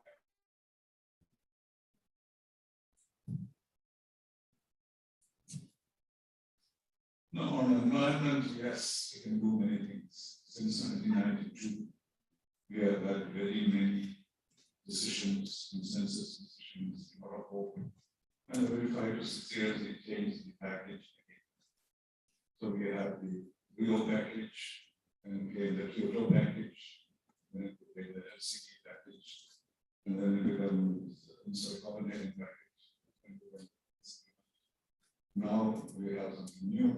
It's looking for years in which. But none of this is changed. The destruction of the planet is assured whatever we do. So the every responsibility, my solution to environmental pollution is simply a new technology that can capture, greenhouse gases from the atmosphere and bury them. The technology is not available yet, but there are signs of it. So the honest, we can always tell others to cut down emissions, but that impact is not. If at this rate, if we go, even after all these decisions since you me, we will have 3 degrees Celsius in Paris. So what is the point? We have water already up here. So if it is beyond 1.5 degrees of emission, and we have 3 degrees, so what kind of illusion are we facing? So I do not think that any of these measures that we have adopted for the 30 years. And our Prime Minister made it very clear. He said, yes, we will declare 2070, but give me $1 trillion. And where will you get that $1 trillion? And so the ultimate analysis, a scientific solution is all about. Okay, another question? Around focus from Kochi. My question is that all the respected parties illustrate the necessity of Indo-U.S. geopolitical situation. At the same time, apparently there were divergent views from the respected parties, which is quite right.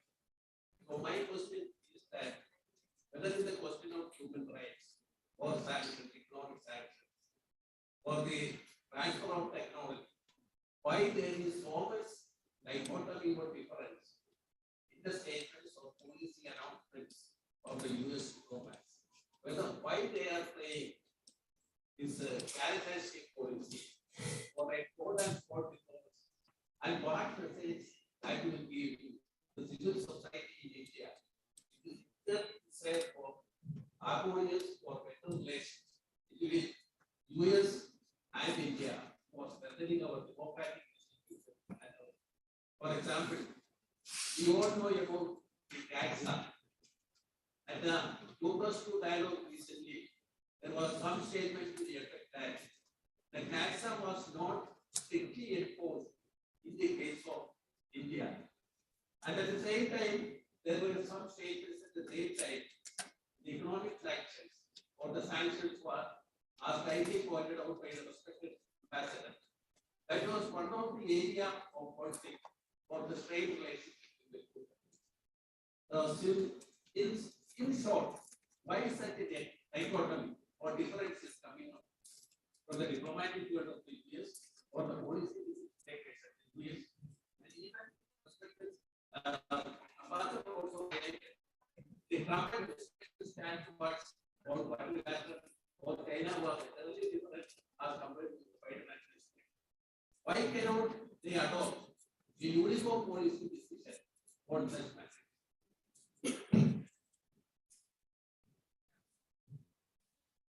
Yeah, I can say a pretty hard pass on.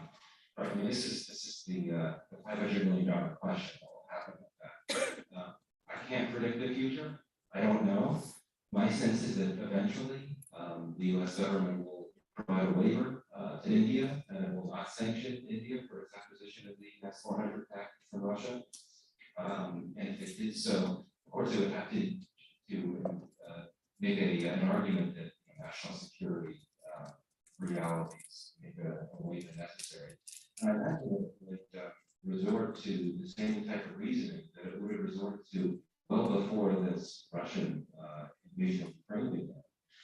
And that is one that India has indeed reduced its share of arms imports from Russia. And two is that at least on some levels, these Russian arms going to India have been used to by India to help strengthen its capacity to deter China. So I think that this is a question that we're all going to be wondering about. Eventually, something has to give because the equipment has started coming to India at this point. I imagine there'll have to be a decision made perhaps sometime this summer. I don't know for sure.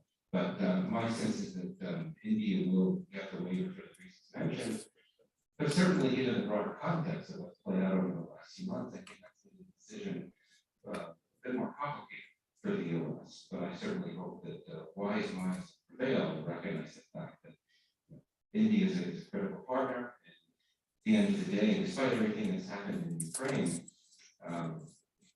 for the U.S., its chief foreign policy concern, its chief strategic concern, immediate, midterm, and the long term, is China and its rights. There is a clear recognition that India remains a critical partner in efforts by the U.S. to counter Chinese power in the region.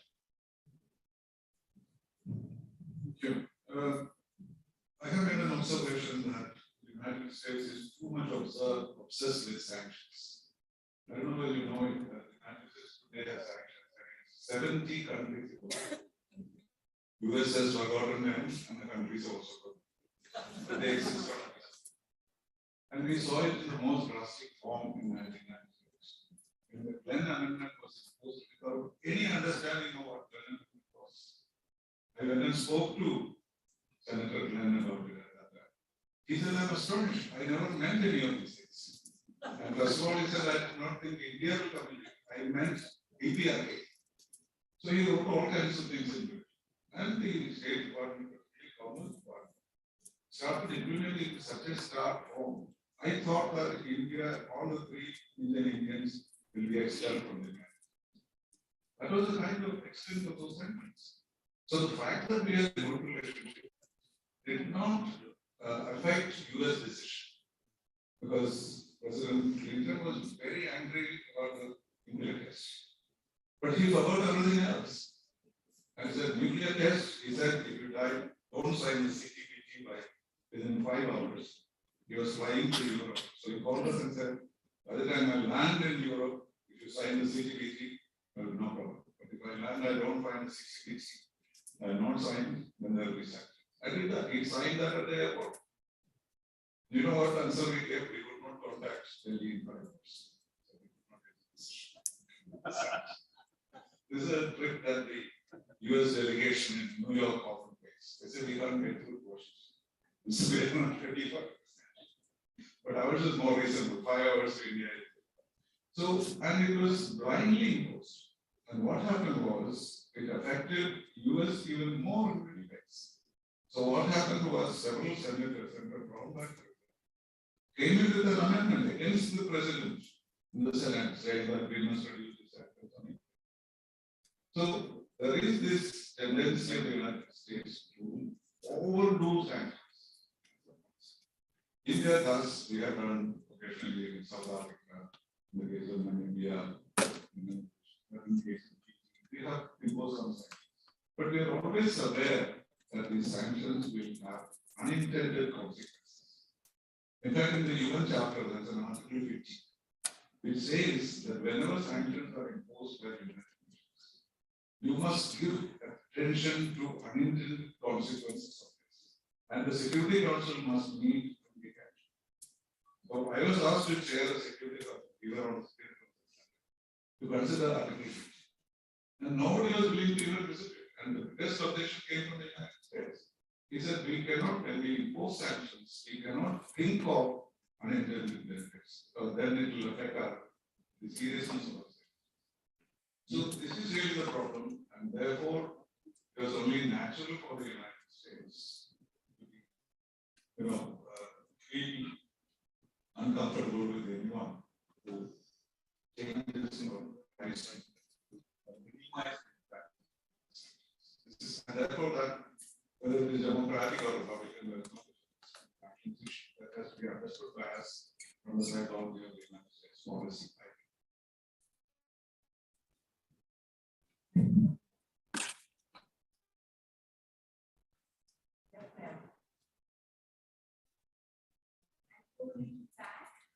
I know the question I'm going to ask is not so far being discussed.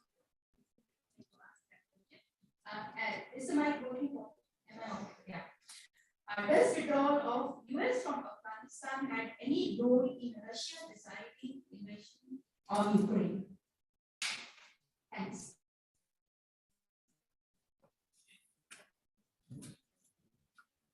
I think there's a tendency to assume that the U.S. withdrawal from Afghanistan had a lot of impact on many things that didn't really have an impact on. I don't know. I think that my colleagues at the Wilson Center who study Russia say that no one knows what's going on in Vladimir Putin's head, etc. So I don't think any of us really know what impact that U.S. withdrawal might have had on this decision to do what it did. And I'm not a Russia expert, so I can't really say anything further. Two very different contexts. Maybe Ambassador has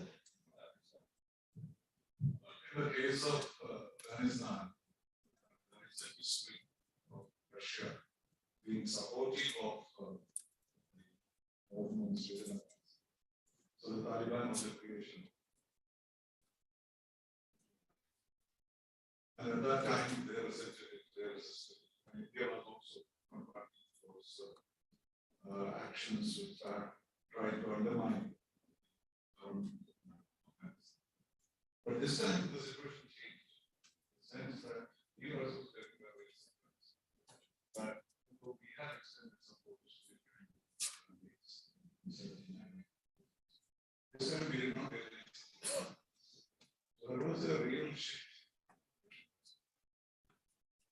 Because they, in a sense, supported that. And then came the Russia, China. So now there is a Russia, China, Iran, Pakistan. The only two countries, the other is India and the United States. We don't have any other such strong support because of that. We do not have any relationship with that. And therefore, Russian action came as a surprise. That may have been a factor. Certainly was a factor in the United States getting but certainly one has lunch in costs very clearly. And I believe that the Americans have given a message, they don't vote. And then they said that they was not whether it is or not. I have a foreign country, they're not really good. As it turned out to be, Pakistan ambassador in Washington. So, I believe there is a Afghanistan and almost endless it affected.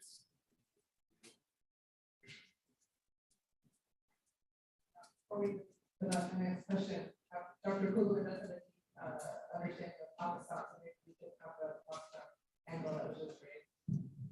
Yeah, so I'm happy to leave Pakistan out of this discussion. I'm always happy to bring it up. Pakistan, in terms of the sure.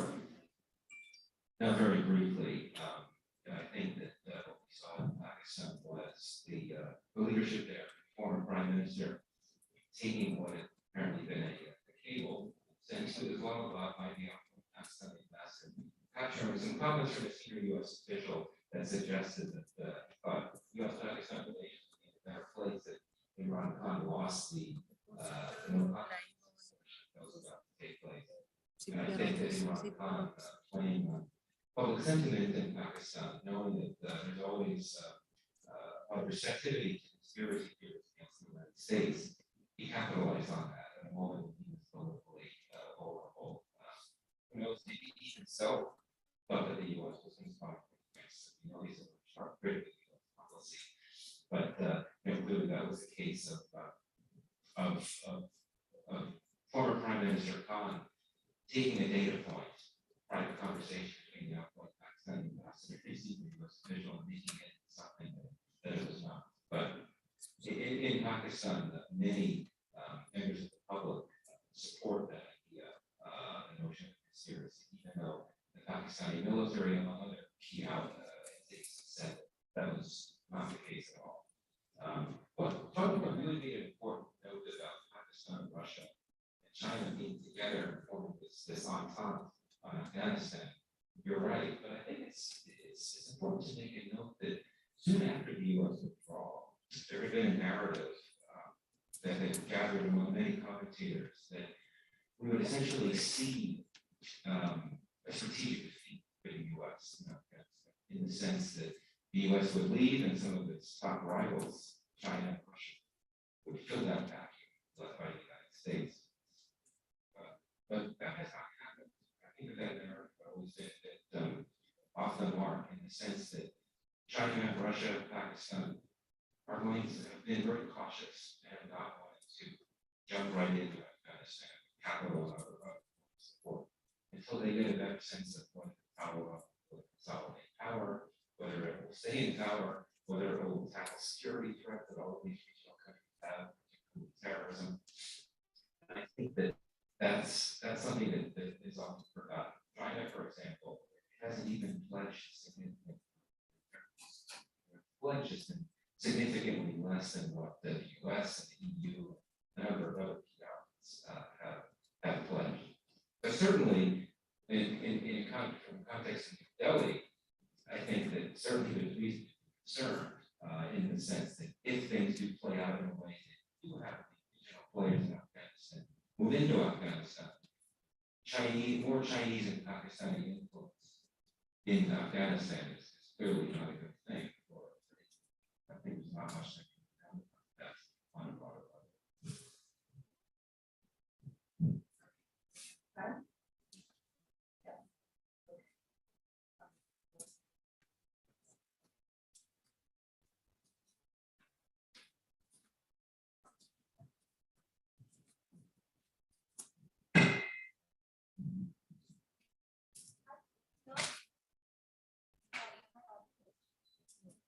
No.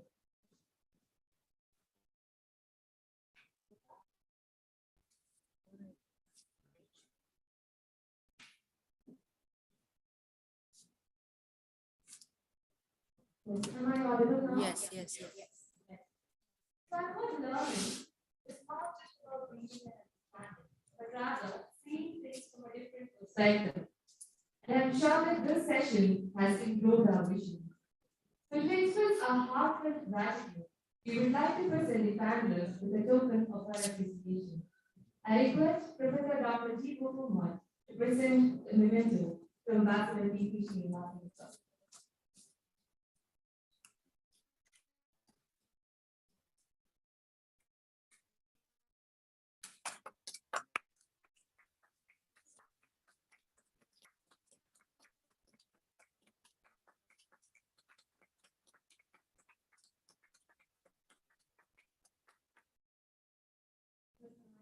Gilman.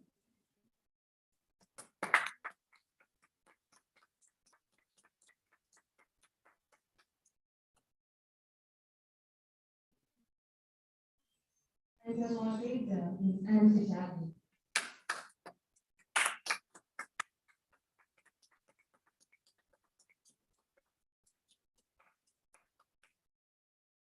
Thank you, sir. I now invite Mr. Prashant Kumar Jaina, Senior Officer, Operations, CPBR, to propose the vote of thanks. He is our pillar of strength and the person you can go to in case of any companies. Welcome, sir.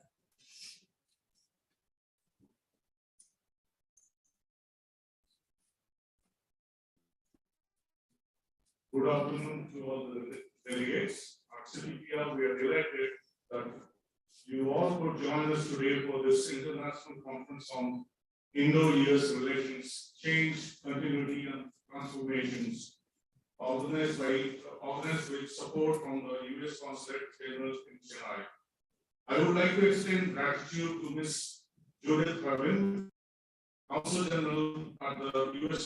Consulate Chennai, for her remarks stressing upon the shared values, morally and constitutionally, of India and the United States. Thank you to Sri Sujit Kumar, Member of Parliament from Rajya Sabha, for sharing his thoughts on the interconnectedness of the two countries and how their governments and administrations are worked together to uphold peace and partnership.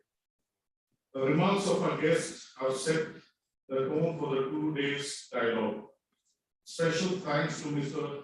Michael Kugel and Ambassador T.B. Srinivasan for sharing your thoughts and thought-provoking analysis on the Russian invasion of Ukraine, for bringing out the criticality of this time for the strategic relations and for democracy.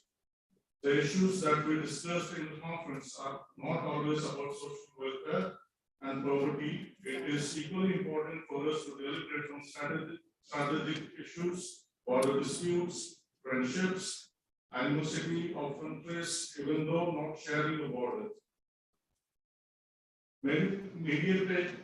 Mediations and diplomacy discussions need to be brought out of closed doors and spoken out in academic gathering and in think tank circles. Thank you to Ms. Annalise Sarthi, Public Affairs Officer at USAG Chennai, for moderating the discussion, for asking hard questions, which were expertly answered by the panelists. But they will remain with all of us for the next few days. Last but not the least, I want to thank all our media friends for their constant support, and we hope that enthusiasm and rigor in discussion will continue tomorrow, and we look forward for hearing our guests in all our curated sessions.